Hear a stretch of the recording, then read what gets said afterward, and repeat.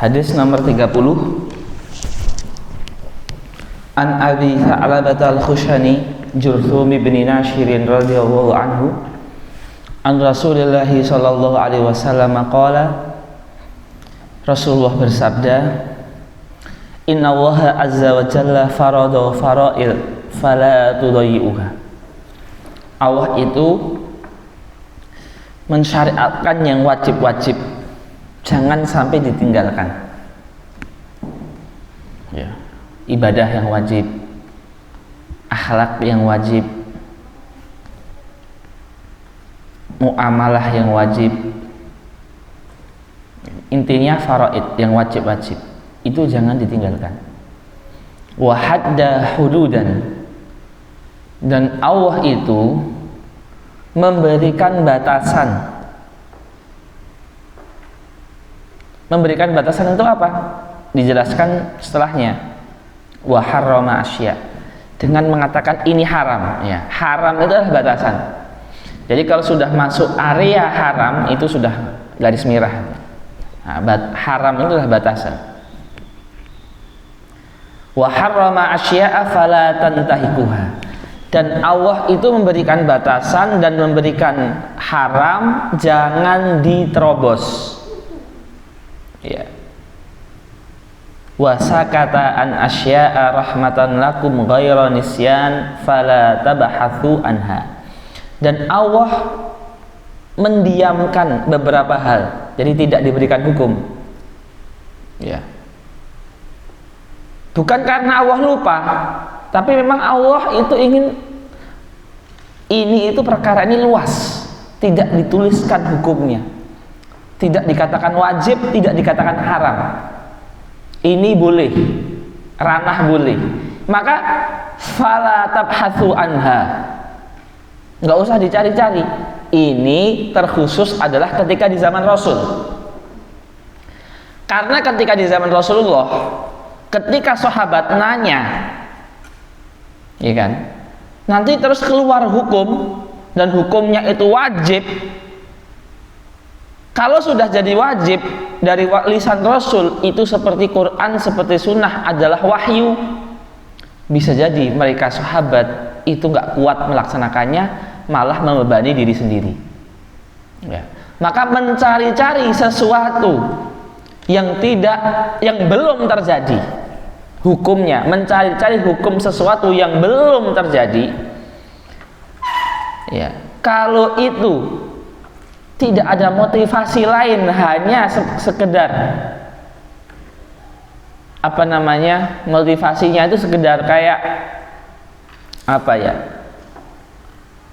mengira-ngira, menghayal, ya, menerawang, ya, mengira-kira gitu ya, itu tidak baik, ya, tidak baik. Kecuali bagi ulama mencari-cari hukum yang belum terjadi, agar nanti ketika ada hukum seperti ini, itu apa hukumnya? Ini fardu kifayah. Atau santri, ustadz, ustadzah, pelajaran fikih mencari-cari hukum yang belum terjadi untuk latihan mengkiaskan suatu masalah dengan masalah fikih yang lain. Ini juga sunnah, ya. Tapi mencari-cari sesuatu yang belum terjadi hanya untuk iseng, nggak ada motivasi apa-apa, itu lebih baik nggak usah. Ya, walaupun ya nggak sampai haram, ya, makruh dan sebagainya, tapi tidak usah. Jadi mencari-cari sesuatu yang belum terjadi itu terkadang bagi ulama, terkadang bagi thalibul ilm, terkadang cuma iseng dan ini. Nah, itu lebih baik gak usah. Nah, ini hadis yang nomor 30. Hadis nomor 31 dari sahabat Sahal bin Sa'ad As-Sa'idi radhiyallahu anhu qala, beliau mengatakan, ada laki-laki yang mendatangi Rasulullah sallallahu alaihi wasallam. Kemudian laki-laki ini bertanya, "Ya Rasulullah, dullani ala amalin idza amiltuhu ahabbani Allah wa ahabbani an-nas." Pertanyaan sahabat selalu menunjukkan cita-cita yang tinggi. Tadi, "Ya Rasulullah, tunjukkan amalan yang membuat saya masuk surga." Sebelumnya, Sebelumnya lagi apa tadi? Itu, wahai Rasulullah, saya nggak ingin amalan saya kalah dari orang kaya. Apa amalan yang membuat saya bisa menyamai mereka? Nah ini, ya Rasulullah, apa amalan yang membuat Allah cinta sama saya? Dan manusia juga tidak benci sama saya. Jadi cita-citanya itu tinggi sekali. Bagaimana biar hubungan dengan Allah itu baik? Bagaimana agar hubungan dengan manusia itu baik? Nah ini, kata Rasulullah, hanya dalam 2 kalimat. Zuhudlah dalam dunia. Maksudnya zuhud itu apa? Zuhud bukan nggak punya uang. Bisa jadi orang nggak punya uang tapi bukan zuhud. Bisa jadi orang punya uang banyak sekali tapi zuhud. Zuhud adalah hati yang tidak bergantung kepada dunia, walaupun dunia di tangannya. Jadi zuhud soal hati. Zuhud ini adalah persoalan hati.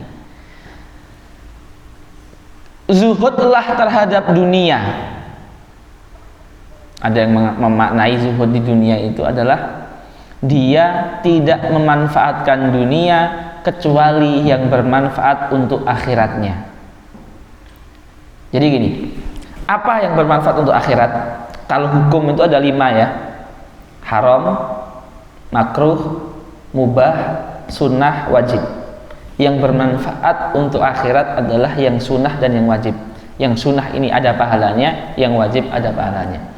Zuhud artinya sesuatu yang gak ada pahalanya maka dia tidak melakukan, walaupun itu tidak dosa, seperti mubah dan makruh, gak ada dosa. Tapi dia gak melakukan yang mubah atau yang makruh karena gak ada pahalanya, walaupun gak apa-apa dilakukan. Nah ini artinya orang zuhud ya. Jadi orang zuhud itu adalah soal hati. Kalau kita zuhud terhadap dunia, tidak mengambil dari dunia kecuali yang memiliki manfaat di akhirat, maka kita zuhud. Tapi kalau kita berbanyak-banyakan dalam dunia, berlebihan dalam yang boleh, apalagi sampai menembus batas makruh kemudian haram, maka ini tidak zuhud, walaupun di tangannya uangnya cuma sedikit. Jadi zuhud itu soal hati. Hati yang tidak bergantung berlebihan kepada dunia. Ya, seperti itu. Jadi bukan artinya zuhud itu di rumah terus duduk di atas sajadah, itu bukan zuhud, bahkan itu bisa jadi haram kalau dia meninggalkan kewajiban. Nah, zuhud itu adalah hati yang selalu bergantung kepada Allah, bukan kepada dunia. Ketika kita zuhud di dunia, maka Allah akan mencintai kita. Wazhad fima indan nas yuhibbakan nas. Dan jangan kamu kepengin apa yang dimiliki orang, maka orang akan suka sama kamu. Nah ini, jadi kalau mau disukai orang, jangan kepinginan punya orang. Kalau mau disukai Allah, jangan hati bergantung kepada dunia.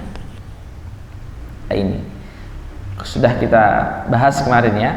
Allah kalau kita nggak berdoa marah, kalau kita nggak minta marah. Manusia kalau kita minta marah, kalau nggak kita minta senang. Nah itu, maka jangan kebalik, jangan malah mintanya ke manusia, mintanya ke Allah, nggak mintanya ke manusia. Ini hadis 31. Hadis nomor 32 diriwayatkan dari sahabat Abu Sa'id Al-Khudri, anna Rasulullah sallallahu alaihi wasallam qala, Rasulullah bersabda, la darara wala dirara. Jangan menyakiti orang lain dan jangan membalas orang lain yang menyakiti kita lebih dari apa yang mereka sakiti kita. Enggak itu. Jadi hadis ini cuma 2 kata, 2 kalimat, tapi ini kalau dijelaskannya, ini satu hadis ini kalau dijelaskan bisa 100 sampai 200 halaman. Karena kebetulan pas kami S2 itu menulis tesis itu membahas ini, La dororo wala diroro itu sampai belasan atau puluhan halaman hadis ini saja. Ya, tapi nggak hatam nanti. Ya, di la dororo wala diroro itu adalah diambil dari hadis ini sebuah kaidah fikih yang di bawahnya ada ribuan, ratusan sampai ribuan hukum fikih halal haram yang sumber pengambilan hukumnya kembali ke hadis ini. La dororo wala diroro. Maka ada kaidah fikih yang berbunyi ad-dororu yuzalu. Setiap keberbahayaan maka dihukumi haram. Misal, orang yang sakit tadinya wajib sholat berdiri, jadi boleh sholat sambil tidur. Kenapa boleh? Karena berdiri akan menambah sakit. Dan dalam hadis dikatakan la dororo wala diroro, maka boleh duduk. Ini baru sholat. Terus orang yang wudhu boleh tayamum, karena kalau kena air menambah sakitnya, kalau kena salju menambah sakitnya, kalau kena dingin menambah sakitnya. Dan sakit itu keberbahayaan itu ditanggulangi. Makanya la dororo wala diroro. Dalilnya juga ini. Jadi ini hadis ini dalil untuk ratusan bahkan ribuan hukum fikih.